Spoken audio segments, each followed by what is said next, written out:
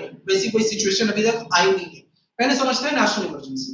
National emergency दो case में लगता है। पहला तो है हमारे पास इंटरनल डिस्टर्बेंस, या फिर हम लोग इसको आर्म्ड कॉन्फ्लिक्ट भी बोलते हैं, आर्म्ड कॉन्फ्लिक्ट। और दूसरा है एक्सटर्नल एग्रेशन।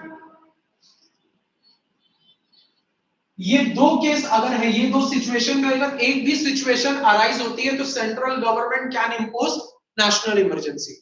इंटरनल डिस्टर्बेंस का मतलब है कि इंडिया में ही कुछ ऐसे लोग खड़े हो जाते हैं जो गवर्नमेंट के अगेंस्ट आर्म रिबेल कर देते हैं, यानी कि वो हथियार लेकर आ जाते हैं, सबको हथियार डिस्ट्रीब्यूट कर देते हैं और गवर्नमेंट के अगेंस्ट क्या डिक्लेयर कर देते हैं, वॉर डिक्लेयर कर देते हैं, एक टाइप का क्योस डेवलप कर देते हैं पूरे कंट्री में। ऐसे सिचुएशन को काबू में रखने के लिए गवर्नमेंट को अपनी पैरामिलिट्री फोर्सेस को उतारना पड़ सकता है, like CRPF, like ITBP, like CISF, ठीक है, ऐसे फोर्सेस को उतारना पड़ेगा। तो उस केस में गवर्नमेंट क्या कर सकती है, नेशनल इमरजेंसी लगा सकती है। सेकेंड सिचुएशन, अगर एक्सटर्नल एग्रेशन, लेट्स से कोई आउट कंट्री मतलब कोई फॉरेन कंट्री हमारे ऊपर अटैक करता है या एग्रेशन दिखाता है बॉर्डर पे, उस केस में भी हम लोग क्या डिक्लेयर कर सकते हैं, नेशनल इमरजेंसी। डन।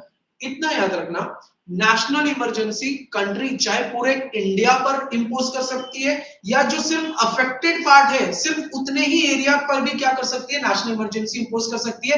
बाकी एरियाज जैसे नॉर्मली चल रहे थे वैसे ही चलते रहेंगे। समझ में आया? That is national emergency. Second we have state